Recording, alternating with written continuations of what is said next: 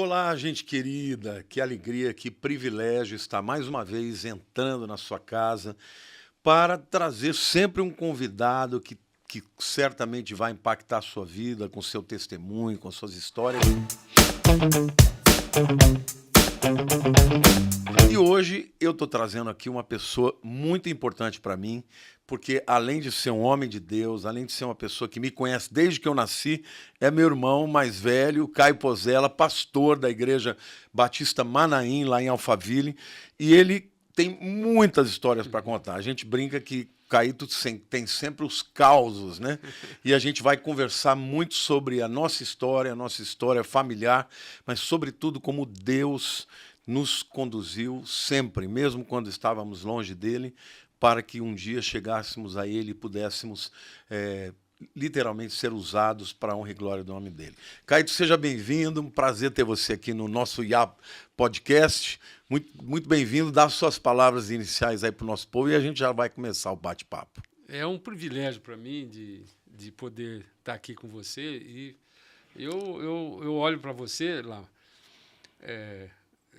Não sei se você já percebeu isso, eu tenho um filho mais velho que chama Caio também, né? Muitas vezes eu chamava ele, quando ele era pequeno, de Lamartine, porque a distância nossa de idade, eu tenho um sentimento com você de irmão, aquele irmão que você, quando era pequeno, ensinava palavrão, né? Antes de ser crente. Nós éramos crentes nominais, né? Fomos criados numa igreja evangélica, mas eu me lembro que eu me converti no dia 9 de janeiro de 1981, às 11h30 da noite, e você, em função desse impacto de saber que eu tinha me convertido, como é que um cara como eu se converteu? Você se converteu um mês e pouco depois, dia 27 de fevereiro, se não me engano, do mesmo ano. Exato. Então, nós passamos a ter um relacionamento, a partir daquele momento, completamente diferente. Tanto que você foi meu pastor até você me ungir. 19 anos depois. Então vamos começar já com isso aí, porque, como você falou, a nossa família tinha essa questão do evangelho, porque a mamãe era batista, né? O nosso pai era católico, mas a gente foi criado, né? Eu, pelo menos, fui criado, você também, né? Na igreja metodista, em Olímpia, porque Olímpia não tinha igreja batista, né? Era a única igreja. Mas quando eu mudei para São Paulo, né, em 1974, com 13 anos, eu me afastei completamente de Deus e tal. E vocês também, quando foram para a faculdade, né, se afastaram. Me conta um pouco como que você, estudando engenharia, como é que você lidava com a fé e com as farras que vocês faziam? Tinha um pouco do sentimento que estava fora da vontade de Deus? Como é que era aquilo?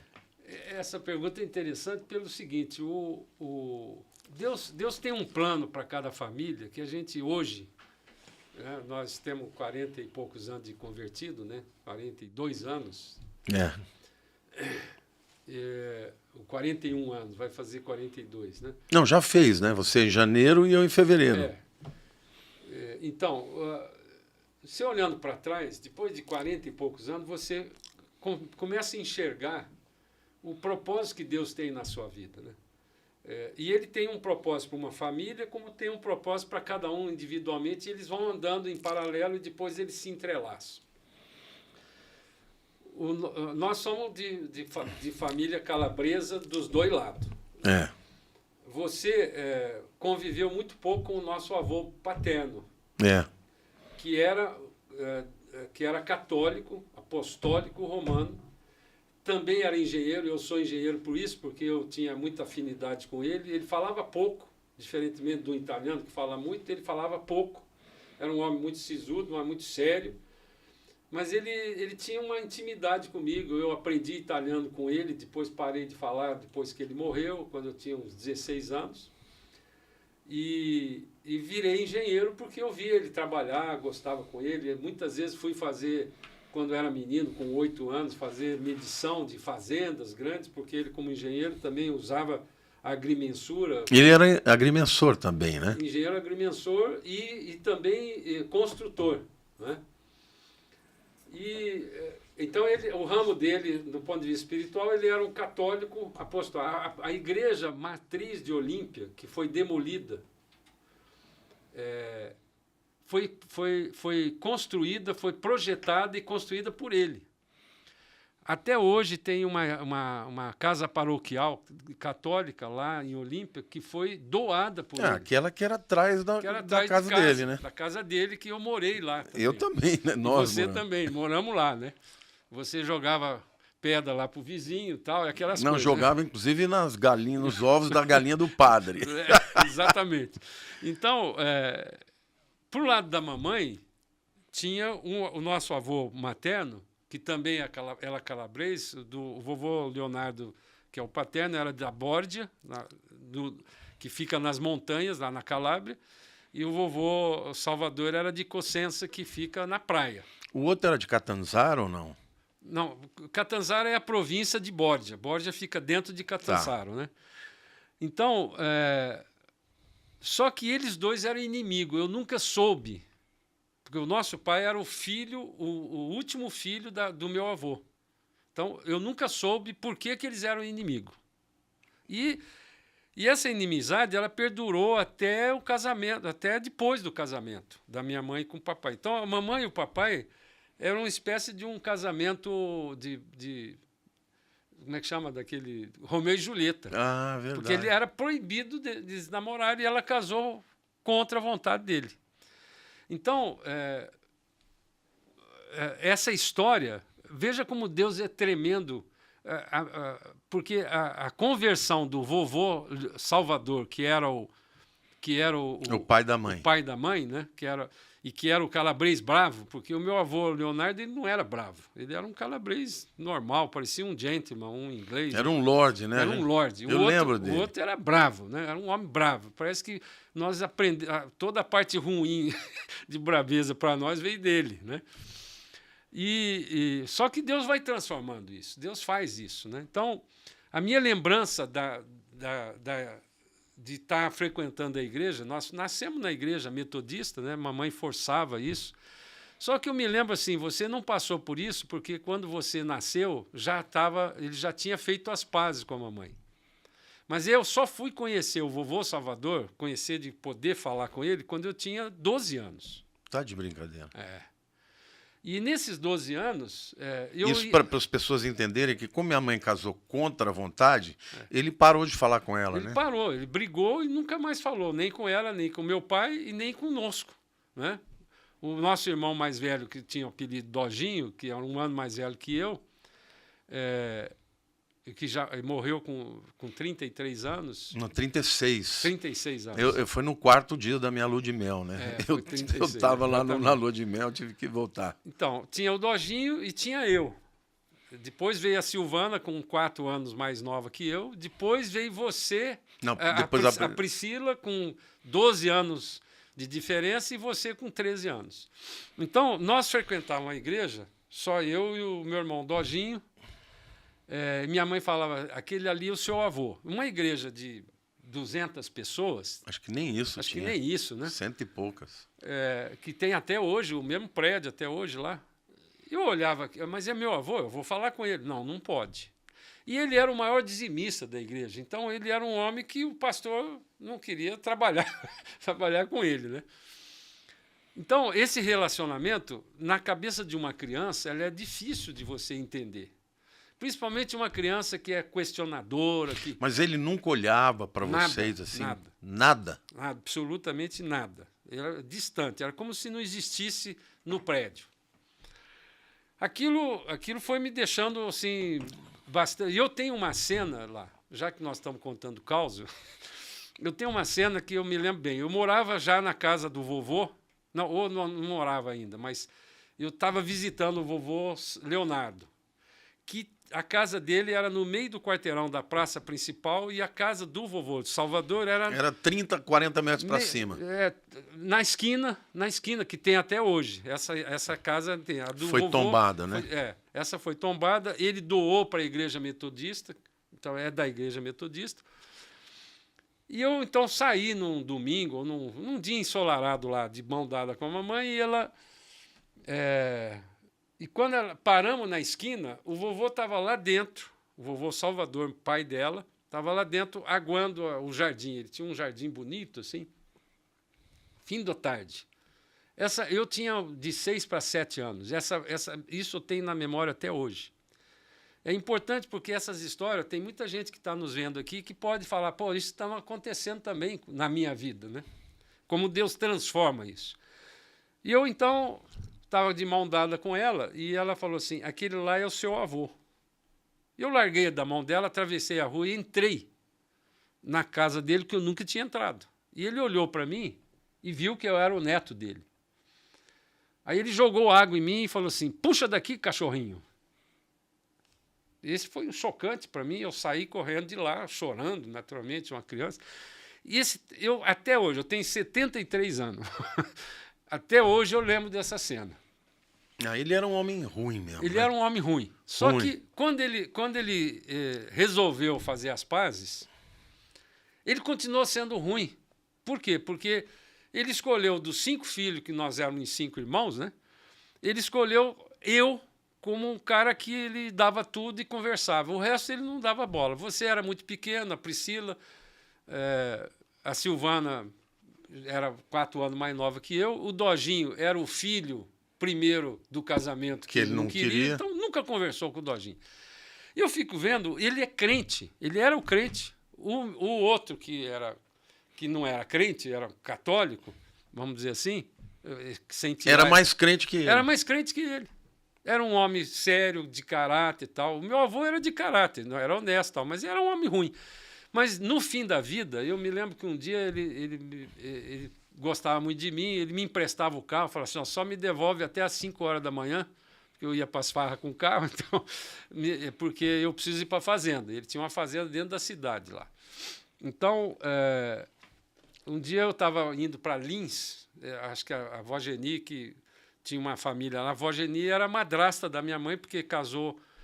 A minha mãe perdeu a mãe quando tinha 1 ano e meio de idade. E ele casou logo em seguida... Com a avó Geni, não teve filho mais, só teve 2 filhas. Só teve as 2 filhas. Então, eu estava indo com ele lá para Lins. Que foi a tia Badida, que era a primeira, e depois a mamãe. E aí nós fomos lá, estava assim, aí eu conversava, ele contava os causos, eu contava aquilo que eu sabia, né? Eu era jovem ainda, tinha 18 anos, tinha entrado na faculdade, e aí ele falou assim, aí não tinha mais conversa, estavam os dois, eu guiando e ele sentado do lado, a avó Geni deitada aqui no carro atrás. Aí uma hora eu falei assim para ele, vô, deixa eu fazer uma pergunta. Por que o senhor brigou com meu pai? A avó Geni deu um pulo lá. Foi, bravo do jeito que ele era, ele vai parar aqui, vai largar o Caio na rua, né? Na estrada. E aí ele parou assim, uma eternidade. Ele demorou e ele falou assim, não me lembro. E a única coisa que aconteceu. Então, estou contando essa história assim, para contextualizar. Deus fez uma coisa tão linda, porque nos últimos anos da vida dele, né, e ele era um homem que morreu com 82 anos, mas ele tinha muita saúde, né? Era um homem forte. Forte, magro, então andava, fazia tudo. Mas ele se tornou um grande amigo do papai. O papai virou um confidente dele. Foi. O papai falava para mim, não, tem coisas que o seu Salvador conta para mim que ninguém sabe e nunca vai saber. E eu, conta, pai, eu quero saber. Ele não contava. Você vê a personalidade do papai, como era maravilhosa. Não, meus pais eram um homem muito bom. Eu tinha então... eu comecei a falar com ele com 12 anos, mas de 12 anos até 17 anos... Durante 5 anos, meu pai não podia ir lá. Então, ia toda a família, os filhos e tal. Ele, às vezes, vinha da fazenda com um saco de comida laranja, e tal. Laranja, ele parava na casa dele. E a gente tinha que trazer arrastando até a casa nossa, que era meio quarteirão. Aí, um dia, nós estávamos almoçando, todo mundo, aquela família toda junto, falando tudo junto, né? A família italiana fala tudo junto. Papai sentado na ponta da mesa, nós ouvimos um pigarro dele, que era característico dele. Um pigarro assim que todo mundo ficou estatelado, inclusive a mamãe. Ela estava ela começou a tremer assim. E o meu pai, que não via ele desde que 20 anos, 25 anos, né? Ele não percebeu que era o vovô. O vovô estava entrando em casa, chegou na cozinha, onde nós estávamos almoçando, e o meu pai olhou para ele e falou assim: ô, seu Salvador, o senhor já almoçou? Como se tivesse visto ele ontem. Ele falou: não, você quer tomar um café? Zinha, faz um café. E ela foi... Zinha era Rosinha, a minha mãe. Rosinha, minha mãe chamava Rosa, né? Rosinha. Faz um café. E ela saiu, foi na cozinha fazer o café. A gente tinha uma sala do lado da cozinha, né? Uma sala de jantar, assim, de almoço. E ele sentou do lado do papai, no lugar que a mamãe estava sentada, e virou para ele e falou assim: eu plantei mais 30 mil pés de laranja lá, que eu fiz coisa. Eu queria que você fosse ver lá, que elas estão maduras. Você que conhece muito isso, me dá uma sugestão. Foi assim. Foi assim. Aí meu pai acabou de tomar o café, entrou com ele no carro e foi embora. Isso era, sei lá, 2 horas da tarde. Quando chegou, estava pondo o sol já, minha mãe me chamou. Ninguém falou nada, ficou todo mundo em casa, ninguém fez um comentário. Quando minha mãe chamou, falou assim: pega o carro e vai lá na fazenda, porque eu acho que o meu pai matou seu pai. Então, esse foi o contexto, né? E eles ficaram amigos depois. Tal. Deus é muito bom. Agora, isso tudo me criou um trauma, né? Me criou um trauma porque eu comecei a olhar com 16, 17 anos, né? Quando você já está com aqueles amigos que vão para a farra e tal, eu voltava com vergonha, eu voltava com a Bíblia debaixo da igreja no domingo, passava no meio da praça e os meus amigos estavam ali. E eu tinha vergonha de ser crente, essa é a verdade. Então, quando eu entrei na faculdade, eu me libertei. Foi isso, fui embora. Por isso que hoje eu dou muita importância como pastor à juventude da igreja, porque a gente esquece que as crianças tornam muito rápido um jovem e o jovem vira dono da igreja. E se você não cuida deles, eles vão para o mundo mesmo e não voltam mais. E isso aconteceu comigo. Só que quando chegou no dia 9 de janeiro de 1981, aí Deus deu uma trombada comigo, que é o que nós vamos... Então, essa é a nova fase, né? Que, como nós fomos de famílias criadas, eu, por exemplo, fui criado na igreja, como criança, eu gostava, mas eu não tinha tido uma experiência. Embora a Bíblia diz, né? Ensina o menino no caminho que deve andar, porque quando for moço não se desviará dele. Até quando eu estava participando de gangues, que a gente ia brigar e tal, muitas vezes a polícia vinha. Só que quando a polícia pegava alguns ali, eu nunca estava. E o pessoal dizia: não, Lamartine, né? Tem pé quente, ele nunca tá. Porque a gente fazia uma arruaça, né? Eu nunca usei droga, nunca pus na boca nenhuma droga, porque eu pensava: a minha mãe trabalha demais, eu não vou fazer isso com ela. Esse amor e esse temor que eu tive em feri-la me livrou de droga. Nunca, não sei nem o gosto, entendeu? Mas fora isso, prostituição, brigas, isso fazia parte. E, de repente, eu nem pensava mais em Deus e nada, de repente, o Caio e a Raquel, que moravam fora, o Caíto morava em Belo Horizonte, trabalhava era engenheiro da Mendes Júnior e tal, ele vem com essa história, porque, para que vocês entendam, o Caio tem o Cainho, né, que é o Caio Júnior, na verdade é Júnior, né? Que é o filho dele, né? Caio Bruno. Não é Júnior, é Costa Neves, que é o sobrenome. Ele tem o Costa Neves, né? E, que é o primogênito, depois veio a Thalita e, por último, a Rebeca. A Thalita, ela nasceu com um problema, né? Ela nasceu com uma doença cerebral, que era uma insuficiência cerebral, em função de um trauma intrauterino com 6 meses que a Raquel teve, em função de uma briga que eu tive na frente dela com o meu sogro, que depois veio ser meu amigo também. Esse trauma que ela teve provocou na Thalita, que estava no ventre, tinha 6 meses, provocou um defeito no cérebro. e que... Ela não dormia, né? Ela passou Literalmente ela não 4 dormia. anos e meio sem dormir. Nunca dormiu. Durante 4 anos e meio. Isso foi uma tragédia na família. A nossa vida já tinha praticamente acabado, porque é quase impossível você ter uma criança agitada sem dormir. Então, isso é um...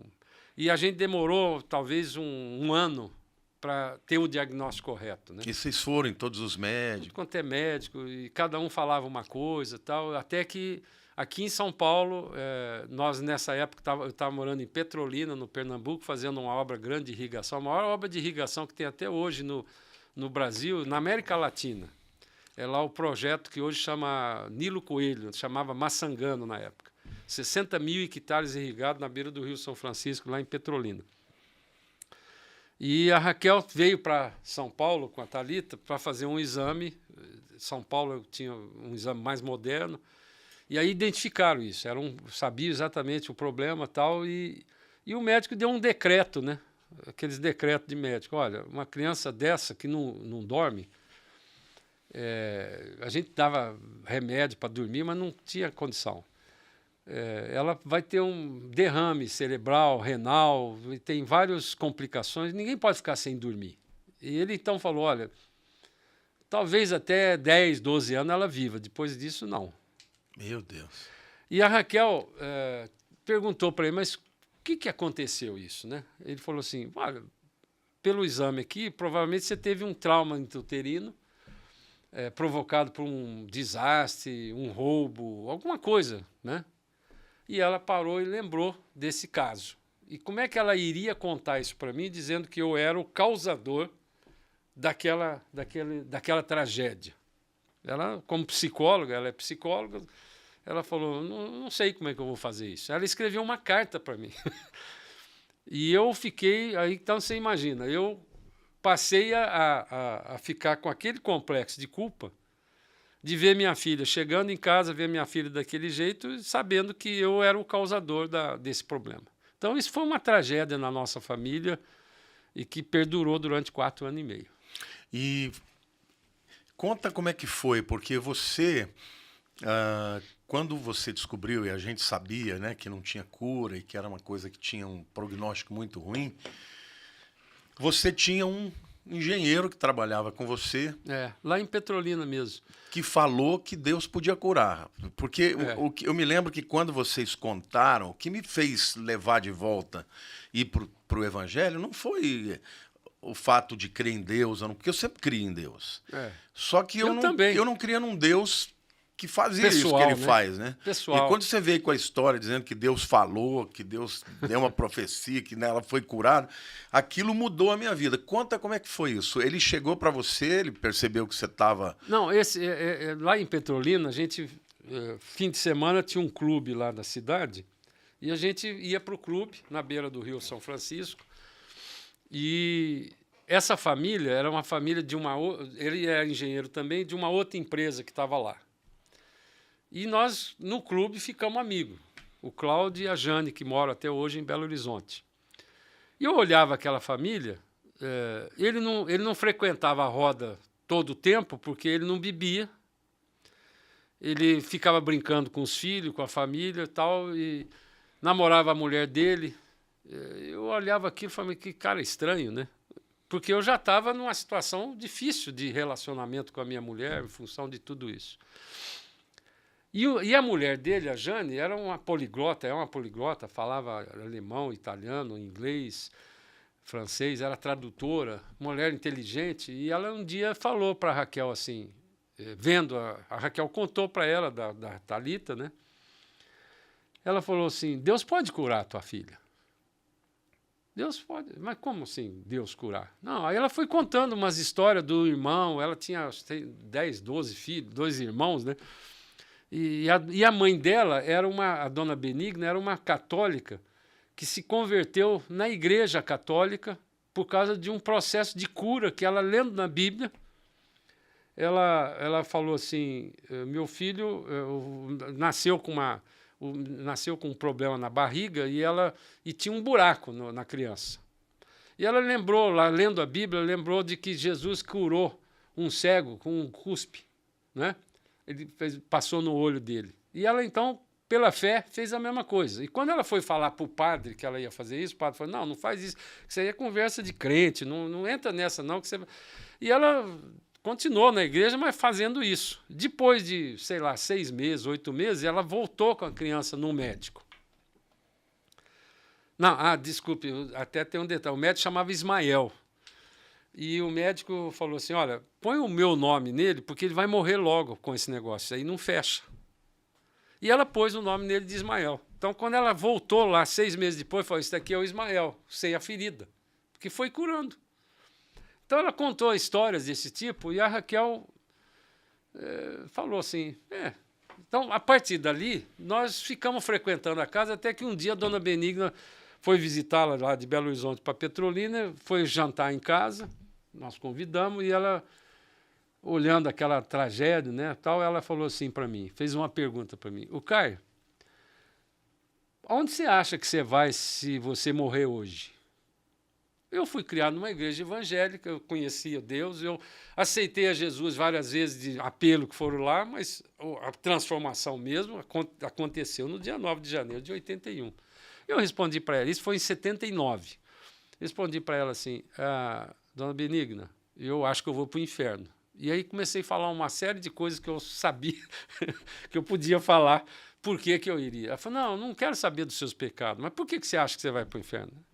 Não sei, eu não sei. Aí, quando ela falou isso, que eu disse para ela que ia para o inferno, né, porque eu tinha aceitado Jesus várias vezes e tal, ela falou assim, vai à igreja, que Deus vai falar com você e tal, mas eu nunca fui à igreja, essa é a verdade.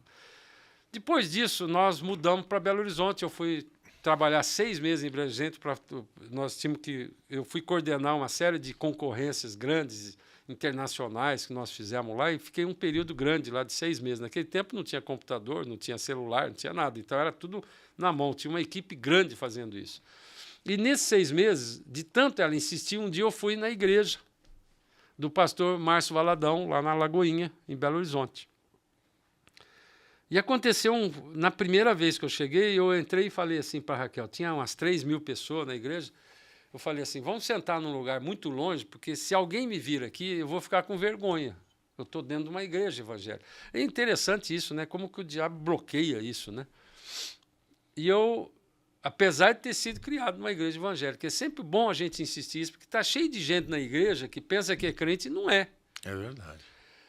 Só que eu sentei lá em cima, tal, e começou o culto, o pastor Márcio pregando, de repente, no meio, lá embaixo, isso era uma galeria lá em cima. Era o mesmo tempo que é hoje. É o mesmo tempo, só que um pouco menor. Eles ampliaram, né? Um sujeito lá embaixo levantou, ficou de pé, virou, olhando para cima para a galeria, e começou a falar em língua estranha e dando uma palavra profética para alguém que estava lá em cima. E o pastor Márcio, depois é que eu vi que era surpreendente isso. Ele parou de pregar e deixou ele falar. O que não é normal, né? O que não é comum. O pastor é que tem preferência, porque a palavra profética é dele. Mas ele parou e deixou. E a palavra profética era tão dirigida para mim, como se fosse para mim, que eu olhei para o lado e falei para ela assim, procura a dona Benigna aí, porque eu acho que essa velhinha é meio fofoqueira. Porque ela deve ter contado para esse cara, que eu não conheço, da minha vida. Foi uma palavra tão específica. E eu saí dali horrorizado com aquilo. Horrorizado no lado positivo. Eu quero esse Deus aí eu não conheço. Só que 6 meses depois nós mudamos de novo. E na véspera da mudança, como a Thalita não dormia, a gente ficou no hotel, mandou uma mudança num dia, e no sábado a gente ia pegar um avião. Então, nós ficamos num hotel com 2 quartos. Um ficava eu com a Raquel e com os 2 filhos. A Rebeca tinha acabado de nascer 3 meses antes. E a Thalita com uma ajudadora, naquela época tinha até 2 lá, num outro quarto. Então, a gente separava, porque lá eles ficavam acordados, né? E aqui estava dormindo. Na véspera, então, de ir embora, ela falou assim, vai lá em casa porque Deus me mostrou que vai curar a Thalita essa semana. E durante essa semana toda ela jejuou. Ela ficou jejuando. E eu me impressionei com aquilo, porque como é que uma pessoa que praticamente não me conhece faz uma semana de jejum para uma filha minha que não é nem nada dela? E aquilo me constrangeu, né? E nós fomos lá na casa dela, à noite, e ela falou que estava cheio de gente na sala, ela tinha, como eu disse, tinha 12 filhos, então tinha muito neto ali. Ela falou, vamos num quarto ali para a gente orar pela Thalita. Então entramos num quarto, ficou só ela, uma filha dela e a Thalita comigo e a Raquel. E ela começou a orar, neste momento que ela começou a orar, aconteceu um filme na minha vida. Então, tudo aquilo de ruim. Enquanto ele estava orando lá, é uma oração não muito complicada, eu até... A Raquel, quando dá o testemunho junto comigo, é ela que lembra as palavras que Deus falou profeticamente ali com relação à cura e à Thalita. Mas eu fui passando um processo assim, de um filme de tudo ruim que eu tinha feito na minha vida. E isso aí foi me trazendo um choro. Assim, eu, como tinha sido educado como um calabrês que não chora, hoje eu sou um chorão como você é. Eu fui passando aquilo na minha vida e eu comecei a conversar com Deus sem saber que eu estava conversando com Deus. Eu falava assim, Senhor, eu não mereço nada, eu sou muito ruim, né? E aí Deus falou comigo, olha, eu quero você como você é. Quem vai te transformar sou eu quero você do jeito que você é e eu vou mudar você. Então, nessa hora, mudou o cenário. Eu passei a ter um amor, uma alegria, uma coisa indescritível. Eu não sei explicar isso, apenas quem passou por isso. Por isso que eu guardei a hora, o dia e a hora. Então, nesse momento, mudou a perspectiva e eu, minha certeza de que eu ia para o inferno, eu passei a ter um amor, assim, uma sensação de um amor de Deus tão... É impossível a gente explicar isso. E, a partir dali, o meu choro, que era de tristeza porque ia para o inferno, passou a ter um choro de gratidão por ele estar me aceitando daquele jeito. E, naquele momento, enquanto Deus estava falando comigo... Então, houve, na verdade, uma pessoa profetizando. E aí uma pessoa estava profetizando para o caso da Thalita. E dizendo o seguinte... no caso, era a Silvia? Não, era a filha da dona Benigna, que eu esqueci o nome. E ela profetizou, porque só estávamos nós lá, ela profetizou coisas, inclusive que eu ia ser pastor. E, para mim, aquilo tudo era uma novidade. Primeiro que eu nunca ouvi uma profecia, nunca ouvi falar em língua estranha, nunca nada disso. E falando da Thalita, que ela iria... E depois...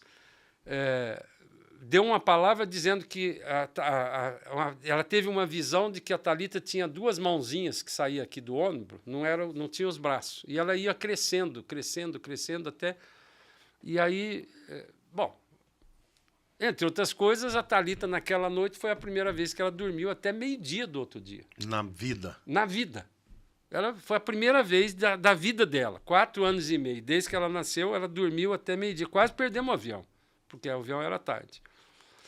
E eu fiquei vendo, junto com a Raquel, ela dormir. Imagina, você hoje olha, fala uma coisa assim, poxa, uma criança dormindo, a gente esquece desses detalhes. Nunca tínhamos visto, ficamos olhando até amanhecer, não dormimos. E como é que a gente descobriu? Quando voltamos para o hotel, eu fui no carro contando para a Raquel a minha experiência. E ela falou, eu tive essa experiência 3 meses atrás, quando eu saí grávida, 4 meses, porque ela se converteu em setembro, a Rebeca nasceu em outubro. E então a Raquel Deus fez um outro milagre, converteu ela antes de mim. A filha de uma família católica, o avô dela era um homem poliglota, um teólogo que a gente chamava de padre, mas ele nunca cuidou de igreja, mas ele era um teólogo formado em direito canônico, trabalhou no Vaticano, E, e Deus converteu ela primeiro, de uma família de evangélico que foi converter depois, né? Então, quando eu fui contando para ela toda a minha experiência, nós tivemos um momento de reconciliação, de salvar o casamento, tal, e fomos ver, depois de 3 horas de conversa, já devia ser 2, 3 horas da manhã, a gente esqueceu de levar a Thalita, que estava dormindo no carro. A gente não percebeu isso. E deixamos ela numa cama lá com o Caio e a Rebeca, que era pequenininha, e ela, de repente, eu falei, nossa, a Thalita está dormindo. Desde a hora que nós chegamos, ela está dormindo. Ela falou, nossa. Aí ficamos até amanhecer, e aí não acordava mesmo. De vez em quando eu ia lá, via se ela não tinha morrido, né? E até meio-dia ela dormiu. E a partir dali, Deus deu uma radical mudança na nossa vida, né? E foi a ponto de eu estava construindo nessa época a rodovia dos trabalhadores, que hoje chama Ayrton Senna. Quando eu cheguei na obra, Você morava em Guararema, né? Morava em Guararema. Eu cheguei na obra, eu era o chefe da obra, então eles me respeitavam, né? E eu cantava hino. Comecei a trabalhar cantando hino, parei de fumar, eu fumava 4 maços de cigarro por dia, tentava largar de fumar há 2 anos, eu não conseguia. Parei de beber, eu bebia muito. Ninguém me falou nada, que crente não bebe, crente não fuma. Foi, o Espírito fez, arrancou com a mão. E os caras acharam, esse cara fez uma... Aí falaram, a dona Raquel fez a lavagem cerebral no Caio e tal. A minha vida começou a mudar radicalmente a partir dali. E foi o testemunho do Caio e da cura da Thalita que me fizeram ficar interessado. Falei, como assim Deus fala, né? Deus fala com a gente? Onde está isso, né? E em seguida a dona Zélia, né, que morava, de Doutor Orlando, que morava no nosso prédio. A Zélia era muito amiga da mamãe e o filho dela era aluno de piano e tudo. E foi quando me convidou e eu fui para o acampamento no qual eu me converti.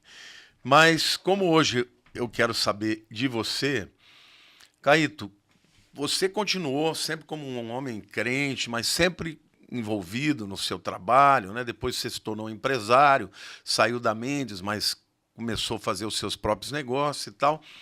Conta para mim como que foi, né, essa história, eu sei como é que foi, mas do chamado ministerial, né? Porque chegou um momento, o Caio morava em Alphaville, e ele sempre teve célula com a Raquel lá, muita gente se convertia e tudo, mas chegou um momento em que a nossa igreja estava com a visão de expandir e tal, que eu cheguei e falei primeiro para a Raquel, né, dela ser pastora, porque você não queria, né? Então eu achava que eu não tinha esse ministério, né?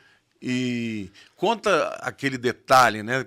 A gente, quando as coisas acontecem, a gente não tem muita ideia, né, de que tudo está no plano de Deus. Porque depois, quando você olha para trás e vê as coincidências, você vê que Deus está nesse negócio, né? A experiência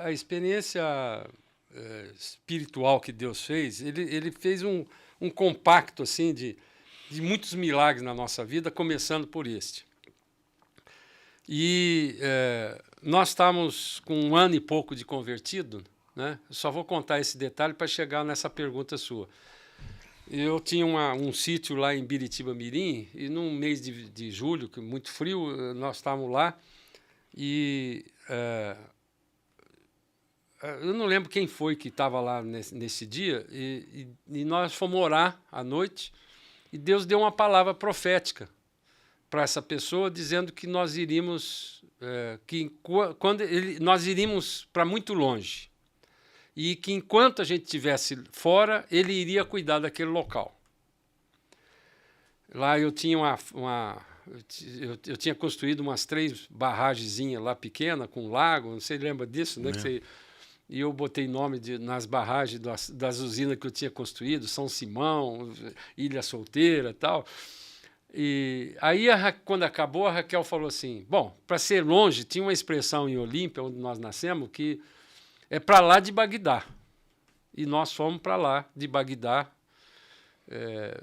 6 meses depois, morar no Iraque, para construir uma grande ferrovia lá. E você foi no tempo da guerra, né? Tempo da guerra com o Irã. Depois ou durante? Não. Você já foi com guerra? Não, já fui no meio da guerra. A guerra começou em 79 Eu fui para lá em 81 e ela acabou, eu voltei e ela ainda existiu, ainda existia.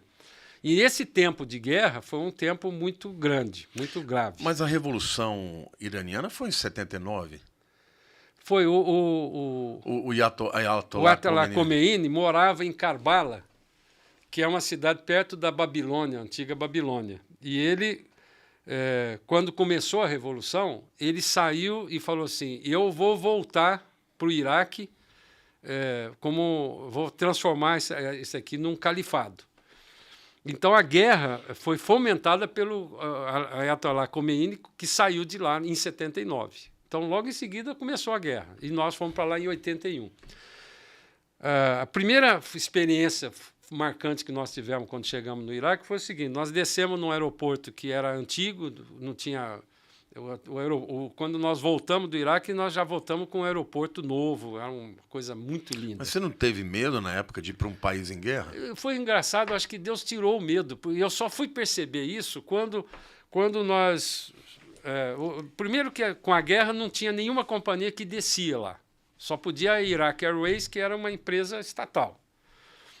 Então era um voo charter, era muito caro para a gente ir para lá. Então a gente ficou 5 dias em Lisboa esperando um voo charter que saía de Londres, trazendo os soldados que foram ser operados lá, mutilados de guerra, tal. Então a primeira classe executiva ficou só para eles. Lá. Fizeram uma UTI lá e o resto dos 300, né, era um Boeing grande, ficaram aqui. E só naquela viagem só foram 2 famílias de brasileiro, o resto tudo era estrangeiro. Do Paquistão, de tudo quanto é lugar. Quando nós chegamos em Amman, nós fizemos escala de Lisboa em Amman, porque o espaço aéreo estava fechado e tinha que esperar 2 caças iraquianos que entraram na Jordânia para levar a gente até Bagdá. Aí é que eu parei e falei, puxa, que loucura. Eu olhei, a Rebeca tinha 1 ano e meio, o Caio tinha 8 anos e a Thalita 6. Eu vi aqui e falei, eu sou um louco. Não tem dinheiro no mundo que fala isso. Mas como Deus falou que nós íamos para lá, eu fui em cima da palavra. E quando eu cheguei, aconteceu já o primeiro milagre. E Deus faz isso. Quando você é novo convertido, eu acho que Ele vai dando isso aí para você sustentar na fé. Então, quando nós chegamos, tinha um ambiente assim, uma coisa tão grande. Todas as malas daquele avião estavam abertas. Todas. E nós tínhamos levado 2 malas, porque a gente ia ficar muito tempo, então eram 2 malas com as roupas que a gente tinha e algumas coisas. E a Raquel, na véspera de ir embora, um irmãozinho abençoado, resolveu dar para nós 99 Bíblias pequenas do Novo Testamento, e que era proibido de levar. Então a Raquel falou assim, vamos fazer o seguinte, ingenuamente, né? Vamos fazer o seguinte, vamos botar no meio das roupas para eles não verem. Como se não tivesse raio-x, né? Como se tivesse raio-x. E aí, quando nós chegamos lá, que eu vi aquelas malas abertas, eu falei assim, bom, eles já pegaram a gente. Então vamos fazer o seguinte, peguei a Raquel, falei, vai para fora.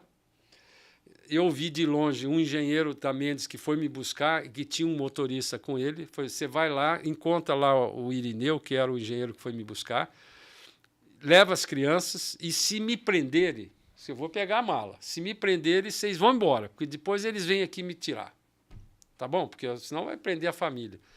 E ela foi, mas imagina, já chegamos com calor de quase 50, 60 graus, estava lá na sombra.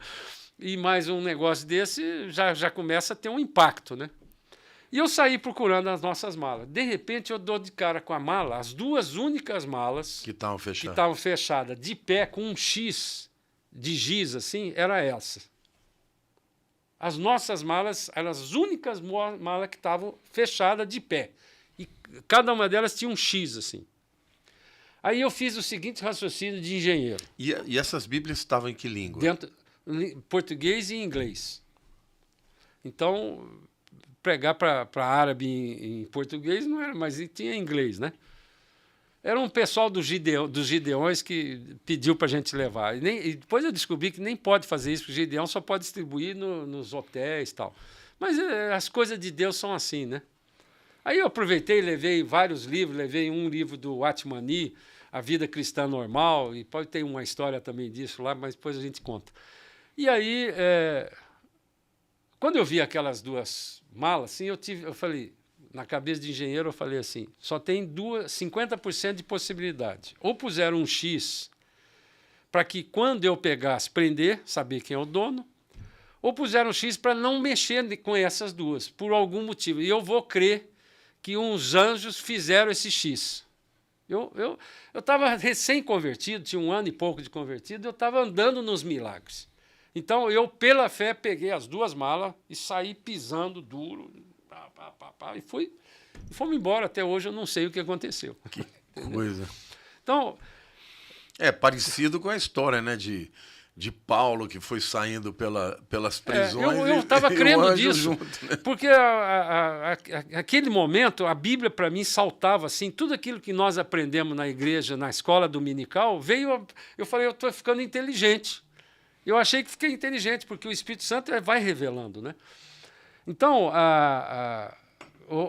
voltando na sua pergunta, esse episódio foi o seguinte: você já estava falando comigo desde que ungiu a Raquel como pastora. A nossa casa, eu construí essa casa com uma piscina que eu fiz para ter uma espécie de um batistério. Eu falei, eu vou batizar pessoas aqui. Durante 10 anos, a nossa casa converteu mais de 500 pessoas que se batizaram nessa piscina. Você era o meu pastor. Então, eu fiquei sentado ali na varanda, no fim de dia, e comecei a falar com Deus assim, Senhor, eu já tinha 10 anos de convertido, mais de 10 anos de convertido, obviamente, aliás, tinha 19 anos de convertido.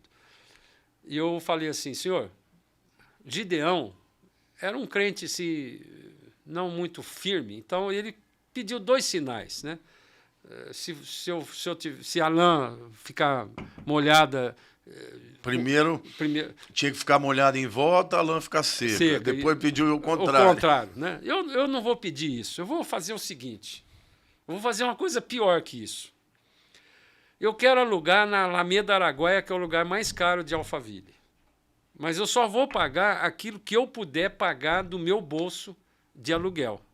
Porque se ninguém der o dízimo, eu não vou envergonhar o nome de Jesus. Então, eu fixei um número, R$5.000, quando, na verdade, custava, na época, de 12 a 15 mil o aluguel. Segundo, tem que telefonar aqui em casa, eu não vou procurar. Terceiro, se tiver tudo isso, eu vou ganhar tudo. E quero uma geladeira novinha para a cozinha. Isso da igreja, do tempo da igreja. Aí, fiz essa oração, uma oração infantil, né? Uma oração infantil para um sujeito que já tem 19 anos de crente.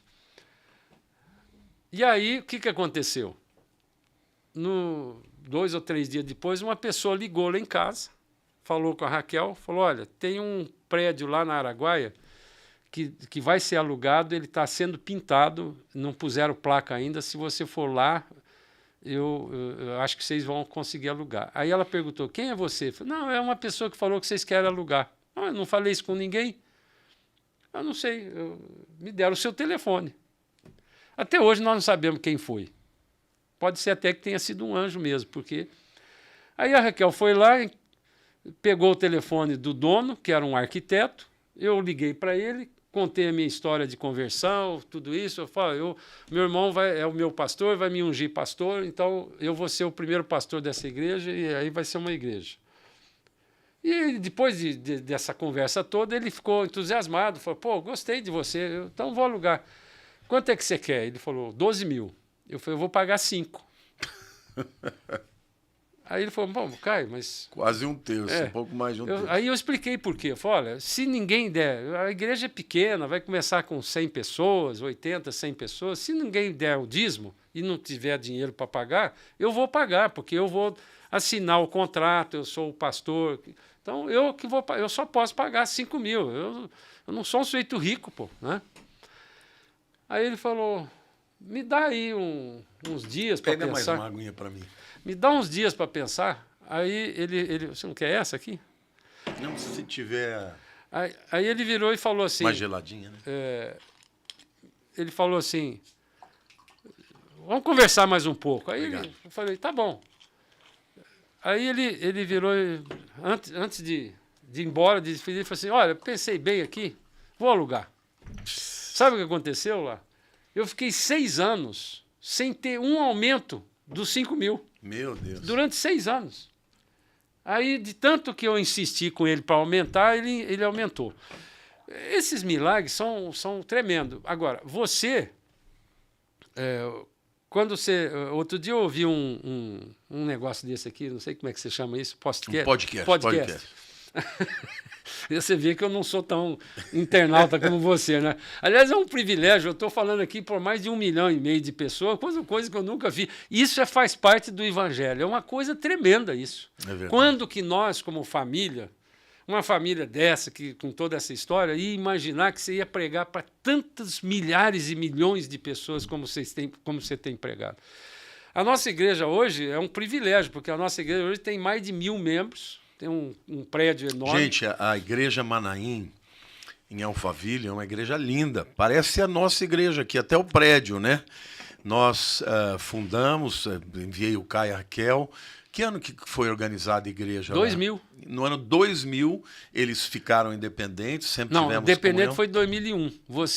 Com vocês, nós ficamos 1 ano, desde 2000, dia maio de 2000. Você me ungiu. E é isso que eu queria te falar. Como eu sou engenheiro e gosto muito de número, vou te contar uma história.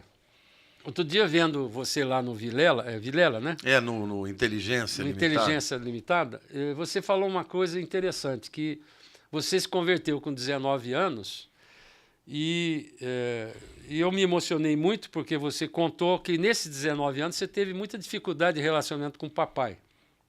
E grande parte disso eu acompanhei, mas de longe, né? Eu não vivi porque, como eu disse, eu tinha 18 anos, fui para a faculdade, você tinha 5. Então, eu só fui ter um relacionamento de irmão mesmo, não como pai para filho pequeno, que é como eu olhava você, por isso que eu falei que eu chamava você de meu filho de Lamartine, né?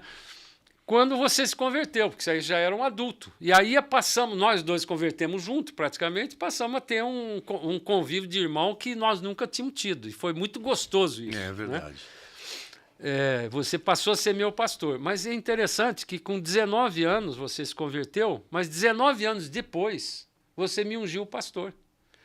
E toda vez que aparece algum número desse tipo, eu fico chocado com Deus, porque... Foi exatamente 19 anos. 19 anos, porque você me ungiu em maio de 2000.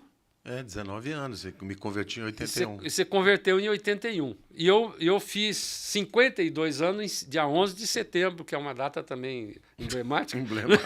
Dia 11 de setembro daquele ano. E... a propósito disso, é coisa interessante.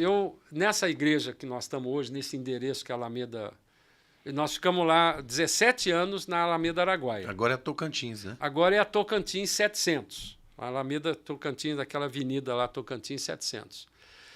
E são 4 prédios enormes. Ela é 10 vezes maior do que a igreja que nós tínhamos lá, em termos de área e tal. E nós não tínhamos dinheiro, nós não tínhamos perspectiva nenhuma. Mas naquele ano, 2017, foi quando nós mudamos para lá, dia 16 de setembro de 2017.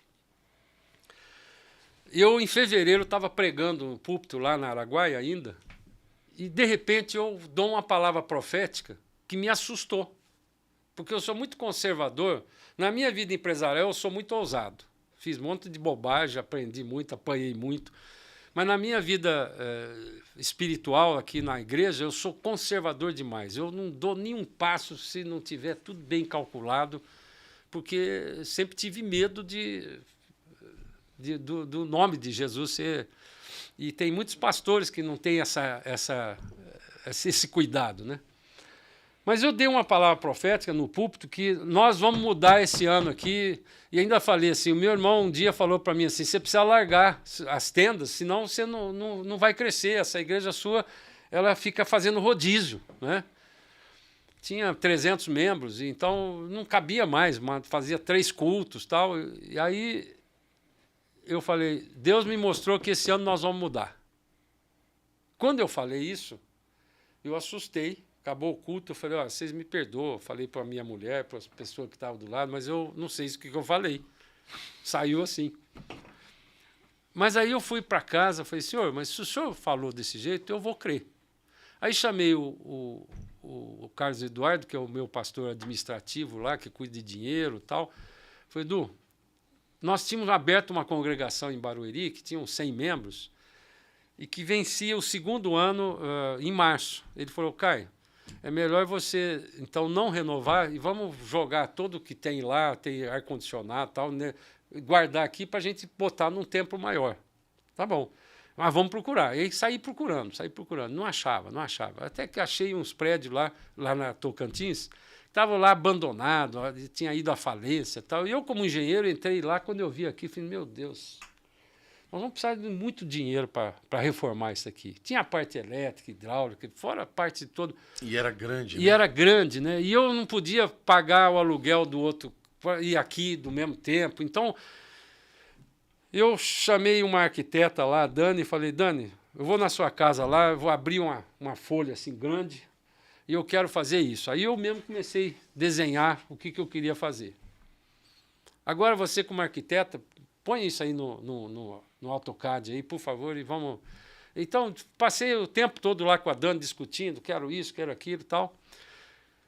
Quando acabou aquilo, eu levei. Ela fez o AutoCAD e eu fiz um orçamento. Você estava acabando de fazer a reforma desse prédio aqui. Então, eu conversei com você, você me apresentou o Cursino, que era da nossa igreja, que veio para cá. O Cursino... Aí eu contratei o Cursino. E quando eu perguntei para o Cursino, vamos fazer um orçamento aqui, eu sabia que assim, nós tínhamos no máximo 15% do que eu ia gastar e tinha que ser em 90 dias. Aí eu falei, vou ousar de novo. Eu faço aniversário dia 11 de setembro. Nós vamos começar a obra dia 15 de junho. Então, em 90 dias eu vou inaugurar essa igreja. Depois do meu aniversário, que cai no meio da semana, no sábado, dia 16 de setembro, eu quero inaugurar. O Cursino falou, impossível, não é possível. Eu falei, eu sei, mas não vamos fazer. Porque eu já fiz isso, já fiz coisa muito pior. Mas quando você estava numa empresa muito grande aqui, você não tem dinheiro. E nós vamos fazer aqui a coisa que vai... Você quebra uma parede e aparece outra coisa. Você sabe como é que é isso. Eu falei, tá bom. Aí, quando chegou em agosto, final de agosto, eu, como engenheiro, falei assim, eu já vou ter que adiar essa coisa, porque não é possível. Mas era um sábado, tem mais um tempinho aqui, rapidinho? Tem.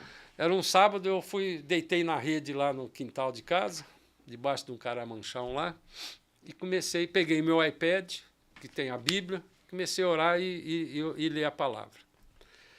E, de repente, Deus falou assim comigo, que Ele fala muito comigo em número, né? Deus falou assim comigo, você faz 17 anos que você me serve nesta igreja. Faça a conta de quantos dias dá isso. Aí 17 anos vezes 365, eu não sabia fazer de cabeça. Peguei no iPad, fui lá, foi 6.205. Sim, achei um número, 6.205. Você vai fazer dia 11 de setembro 69 anos. Então divide esse número por 69. Deu 89,92 dias. Mas por que por 69? Eu tinha 69 anos, dividi os 6.205 por 60, achei 90 dias. Tá. Então eu entendi que Deus falou assim, eu vou inaugurar isso no dia 16 de setembro. Meu Deus. E no dia 16 de setembro nós inauguramos com tudo aquilo. Então Deus mostrou para mim, profeticamente, em cima de número, que é o que eu gosto. 17 anos como pastor dessa igreja, você me ungiu depois de 19 anos de crente, com 19 anos de idade você se converteu, são números, né? Repetições de padrões. Repetições, né? De padrões que Deus vai mostrando, né? E aí, quando ele falou isso, eu voltei lá na obra, reuni os pastores que estavam comigo e falei, nós vamos inaugurar dia 16. Aí eles falaram, Caio, nós não somos engenheiros, você é engenheiro. Você acredita nisso? Eu falei, acredito, e vai estar tudo limpo, certinho, para a gente sentar com cadeira e tudo. E foi exatamente o que aconteceu. Deus inaugurou no dia 16, exatamente em novembro. Nós começamos dia 15 de junho de 2017 e acabamos dia 16 de setembro de 2017. Quer dizer, você está 4 anos e pouco, né? 4 anos que nós estamos lá. E é um lugar maravilhoso. É um lugar maravilhoso. Deus tem sido maravilhoso lá, tem feito milagres, grandes coisas. Agora, Caíto, pensando assim na questão de pastor, qual que é o desafio? Porque a gente sabe, Jesus mesmo falou, né, que é muito mais fácil passar um camelo por uma agulha do que um rico entrar no reino dos céus. E Alphaville é um lugar de pessoas de um nível social mais alto e tal. E você acha que existe um desafio especial para aquele tipo de pessoas? Ou seja, é mais difícil você ter pessoas que se convertam de verdade? Como é isso? Eu acho, e até, aliás, isso que você falou é muito interessante, né? A igreja de Alphaville é uma igreja difícil. Muita gente tem tentado começar a igreja lá. As pessoas em Alphaville são complicadas de cabeça, né? Você falou do camelo, dessa figura que Jesus falou, né? Eu estava em Bagdá almoçando com a Raquel. E eu levei um intérprete, né, que falava árabe e tal, e ele me levou num antigo estrebaria de camelo chamado Carmajan. Um restaurante muito chique lá em Bagdá naquela época. Nós fomos poucas vezes em Bagdá porque tinha muito perigo da guerra, né? De vez em quando saía um míssil lá do Irã e chegava em Bagdá, então eu evitava de levar a família. Mas eu fui lá almoçar com eles, com a Raquel. As crianças ficaram lá com alguém lá no quilômetro 215 para lá de Bagdá, né? 215 quilômetros para lá de Bagdá. E eu fiquei olhando a arquitetura, aquela arquitetura típica árabe, né? Com as portas assim. Pontiaguda, né? E eu perguntei assim, interessante essa arquitetura aqui, né? Por que tem essa forma assim, né? O engenheiro tem curiosidade arquitetônica. Por que tem essa forma assim, né? Aí esse intérprete, que era árabe, que era iraquiano, falou assim, essa porta, ela chama agulha. Porta de agulha, né? Porta de agulha. Aí eu falei, por quê? Porque quando você tem nos oásis no deserto, você não tem árvore, né? Para você amarrar um camelo e cuidar da bicheira do pé, de alguma coisa. Então, o que a gente faz? A gente constrói uns muros, umas paredes com essa porta que encaixa o camelo ali. E a gente enche o camelo ele tem 4 estômagos, você enche ele de água no oásis para ele ficar estufado, preso na agulha. Quer dizer, ele entra ali, enquanto ele está sem água, está entrando. Ele está entrando. Aí ele vai dando água. Vai dando água, ele vai estufando e fica preso. E aí dá tempo de você, em 2 a 3 horas, até que ele gaste essa água, né? Porque ele consome essa água propositadamente para ele sair dali. Quando ele começa a diminuir o volume que ele tem, ele começa a sair até que ele consegue passar. E quando Jesus falou isso, provavelmente ele estava vendo uma situação daquele tipo. Olha, não é impossível, porque a continuidade desse versículo, ele fala, não é para Deus nada é impossível. Então, a riqueza... Porque eles usavam isso para fazer a higiene do camelo, né? Exatamente. Cortar as unhas.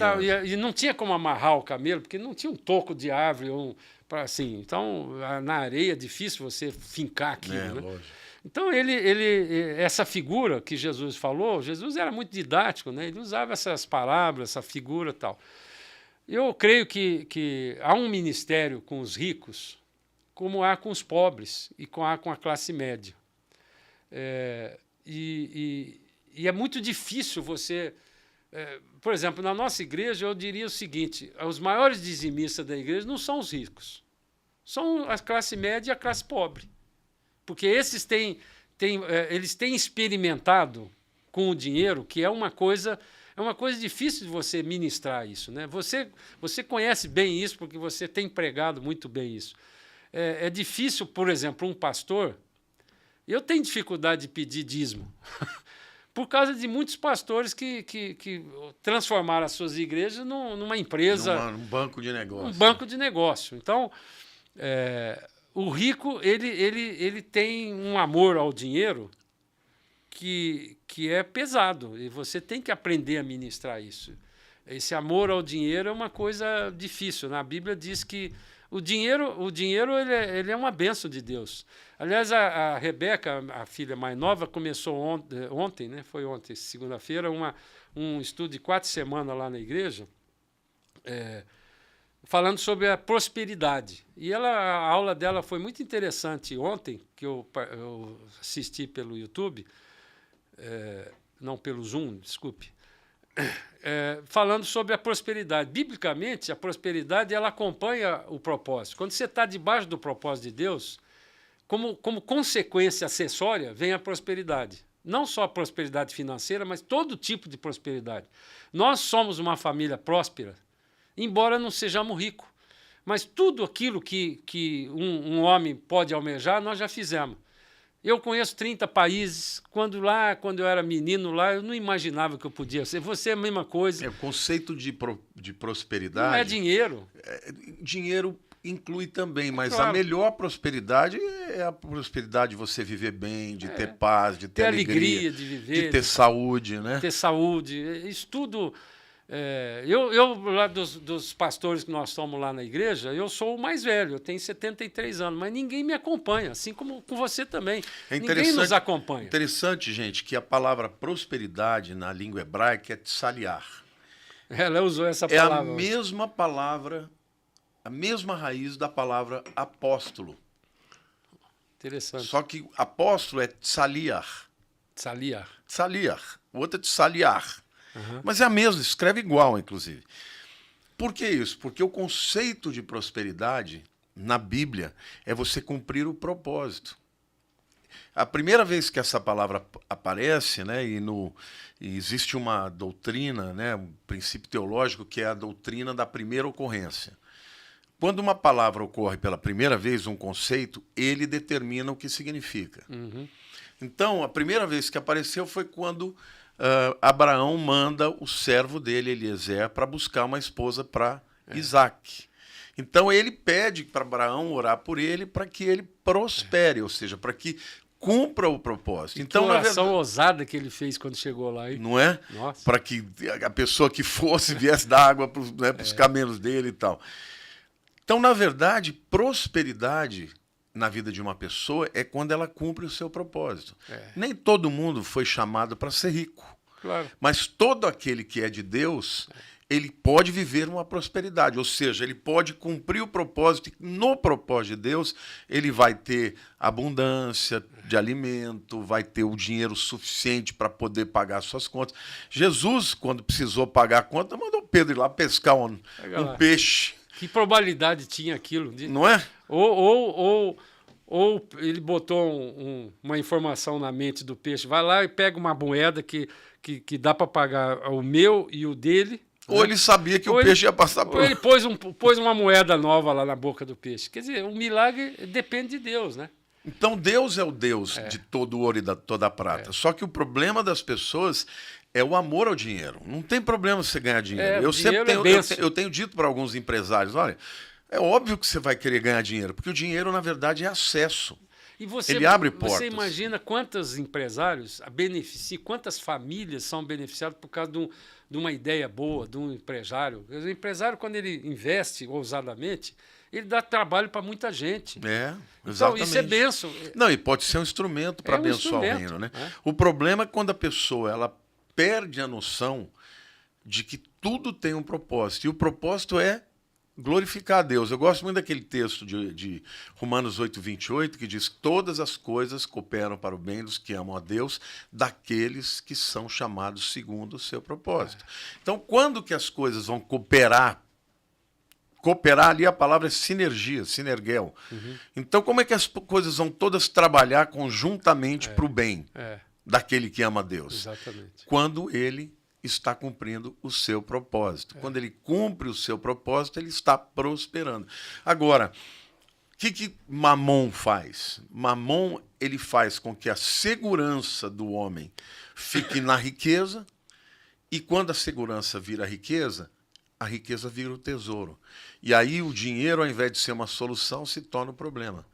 E Jesus disse que o amor ao dinheiro é a raiz de todos os males, não o dinheiro. Então, eu fiz essa pergunta porque tem muita gente lá que é rico e que não entendeu e que não essa entendeu. benção Então ainda, não né? quer ir para a igreja e falar, se eu for, vou ter que dar. É. Não é? Aí geralmente perde, quando perde, aí busca. É nessa hora que ele vem buscar. Aí que ele vê que... Eu tive uma experiência muito interessante, você falando assim, eu continuo sendo empresário, engenheiro, gostaria de ter condição de ficar só como pastor, mas a igreja ainda não pode me sustentar, mas por enquanto, né? Mas eu tive uma experiência muito interessante por causa disso que nós estamos falando do propósito de Deus. Eu tinha fez um trabalho de consultoria com um banco que estava querendo fazer investimento na área de hidrelétrica. E o presidente do banco sabia que eu era pastor, quantas vezes eu sentei com ele, falava com ele, ia almoçar com ele, falava de Jesus e tal, mas nunca forcei muito, né? O cara era muito ocupado, muito mais jovem e tal, até que um dia teve uma reunião longa lá. Quando acabou a reunião, ele perguntou se eu poderia ficar mais um pouquinho. Aí eu fiquei. Era uma quarta-feira. Não, era uma terça-feira. Aí ele falou, eu estou precisando de uma oração sua. É possível? Claro. Você agora eu estou falando como um pastor, não como um consultor. Pois não. Eu vou fazer uma operação sexta-feira, se não me engano, e eu estou com muito medo de morrer, tal, ou dessa operação. Era uma operação na próstata, acho que era um negócio assim. Aí eu falei, Deus pode curar. Pode curar antes, pode curar na operação e pode curar depois. Então, os médicos são usados por Deus, né? Aí eu não quero entrar nesse detalhe, mas aí ele falou assim, então, quando é que você pode orar? Eu falei, agora. Ele olhou para a secretária dele, nós estávamos num aquário, era uma sala com vidro, né? E todo mundo estava vendo. E aí ele falou assim, acho que ele pensou assim, quer saber, eu estou pedindo um favor para ele não vou ficar escondendo. E aí ele fez assim com a mão. Para eu segurar na mão dele. Aí eu segurei na mão dele e fiz uma oração assim. E falei, olha, você vai operar na sexta-feira, eu vou viajar. Depois da manhã eu vou para Paris, porque eu vou para a China. Então eu fui várias vezes para a China. Então eu paro uns 3 dias na ida e na volta, por causa do jet lag. Eu ficava muito doido com muito tempo de jet lag, né? Então eu vou estar em Paris e só vou para a China na terça-feira. Então no domingo eu vou ligar para você. Você aí vai me contar como é que foi. E ele então, quando eu liguei, ele falou assim, Caio, foi um milagre. O médico falou que o tumor estava num lugar e ele mudou, foi para o centro da próstata. E aí ficou tudo resolvido, tal. É só esvazio. A partir daí, eu pergunto para você não precisa falar muito para essa pessoa de que o que Deus que nós servimos não é uma coisa assim que está lá em algum lugar. Não vou nem falar com ele porque ele está muito ocupado com esse mundo hoje tão conturbado. O nosso Deus é tão pessoal, se você não entende isso, para certos tipos de pessoa, como foi comigo, Deus tem que fazer uma trombada mesmo, dar um milagre. É isso que eu tenho buscado na nossa igreja, que eu tenho visto que você está fazendo isso, a mesma coisa, para milhões de pessoas. Nós estamos chegando num momento no mundo que nós precisamos ter uma transformação radical na nossa vida. O nosso Deus tem que ser pessoal, é milagroso, e você tem que ser ousado. E a Bíblia diz que você só tem um jeito de agradar a Deus, é pela fé. Amém. Se você não toma uma decisão de fazer isso, agradando a Deus e crendo que Ele pode fazer, quanto mais cabeludos é o problema, mais cabeludo é o seu milagre. Amém. Caio, que coisa tremenda, quanta experiência, você tem muitos causos para contar, né? E você tem toda a razão. Queria pedir para você, porque muita gente de Alphaville que provavelmente não tem nenhuma igreja vai ver esse vídeo. Milhares de pessoas. Dá o endereço, fala o horário de culto lá da Igreja Manaim, como que é? Bom, nós estamos lá na Alameda Tocantins, 700. Tem estacionamento interno para umas 100 carros. Tem a avenida inteira lá. A gente, nos cultos de domingo, a gente hoje está fazendo culto de domingo às 10h30, porque depois da pandemia nós tivemos que mudar tudo. Nós tínhamos 2 cultos de manhã e 1 à noite, mas agora só temos 1 de manhã. E já vamos abrir o segundo às 8h30, até, aliás, por consultoria do Lamartine, porque a igreja está muito cheia e as pessoas acostumaram a ver a gente pelo YouTube. O nosso canal do YouTube é a Igreja Batista Manaim, em Alphaville. Manaim, né? Manaim, em Alphaville. Esse nome foi registrado, nós registramos no INPI, mas tem muitas igrejas Manaim que não respeitam, então nós não vamos processar ninguém. Então, o nome é Igreja Batista Manaim, em Alphaville, que é o que está no YouTube. Então, às 10h30 da manhã de domingo tem culto, às 8h30 da manhã, a partir do primeiro domingo de abril, já vai começar às 8h30, e por enquanto a gente não está fazendo à noite ainda, por questões de segurança. A nossa igreja tem uma estrutura muito grande, a gente tem um Kids lá que atende mais de 120 crianças em 10 salas, é uma estrutura excepcional, tem quadra, é uma mini church aqui. Copiei muita coisa que o Lamartine fez aqui. Tem um espaço gourmet muito gostoso, então a gente toma café antes do culto ou almoça depois. Então vai ser um privilégio se você que ainda não mora em Alphaville, naquela região. A gente tem muita gente daquela região lá, Carapicuíba, Jandira, Itapevi, Barueri, que vai nos visitar lá no domingo, nesses horários. Na quarta-feira a gente tem um culto também, começa às 8 da noite, que é um culto de poder, que a gente dá mais ênfase nos milagres de Deus, né? E tem muita célula. Hoje, cerca de 40% da igreja já está envolvida em células. Que benção. Penso aqui, isso aí é uma outra coisa que eu me preocupava muito. Uma igreja pequena, ela fica com muita intimidade, mas quando você cresce, se você não tiver célula, você não tem intimidade, fica um crente nominal. E a gente tem que privilegiar essa proximidade. Né? E qual seria, eu sempre peço para as pessoas que vêm aqui para trazer uma palavra muito importante que você gostaria de compartilhar para as pessoas que estão nos vendo agora. Dando um gancho nessa especialidade sua lá, da volta de Jesus, eu não conheço, desculpe dizer assim, que é meu irmão querido, então, eu não conheço no mundo ninguém que conhece mais que o Lamartine sobre escatologia. E é interessante isso, porque Deus me levou. Eu sempre tive uma preocupação geopolítica, até pelo fato, como crente, pelo fato de ter morado num lugar que a gente sabia que era contrário aos judeus, né? Tinha uma placa lá no acampamento principal nosso que dizia, estava escrito em árabe. Eu chamei o meu intérprete e falei assim, o que está escrito ali? Odeie os seus inimigos, os nossos inimigos iranianos que estavam em guerra com o Irã, assim como nós odiamos os judeus. Meu Deus. E me chocou isso. Então, desde aquela época eu estudo escatologia, mas você se aprofundou de um tal jeito. A minha mensagem é que nós estamos vivendo nos últimos tempos. Nós estamos chegando na hora que Jesus vai voltar. Hoje mesmo eu ouvi um podcast, um negócio do Lamartine aí sobre o Putin, que é exatamente isso. Nós estamos próximo daquela guerra do Irã, do Israel, da Rússia, tal, do Gog e Magog, vai entrar lá em Israel. Isso daí ele vai acontecer um pouco antes ou um pouco depois do arrebatamento. Aquele que está dentro da noiva vai ser arrebatado antes, é assim que eu creio.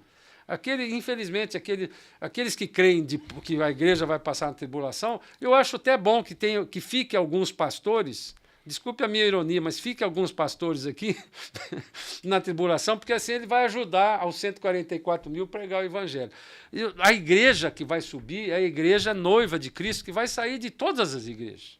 Então, Amém. Essa é a mensagem que eu quero deixar para vocês. Querido, eu queria pedir que você compartilhasse essa mensagem. Caio, obrigado. Nós vamos ter que fazer uma outra rodada dessa. Mas eu quero dizer para você, compartilhe esse vídeo. Muita gente precisa ouvir. E eu tenho certeza que essas pessoas serão abençoadas. E você Quero te agradecer por estar sempre aqui com a gente, compartilhando os nossos vídeos. Que Deus te abençoe, que o Senhor possa tocar na sua vida e possa fazer uma obra linda de restauração na tua vida e na tua família. Em nome de Jesus, um beijo no seu coração, em nome de Jesus. Amém.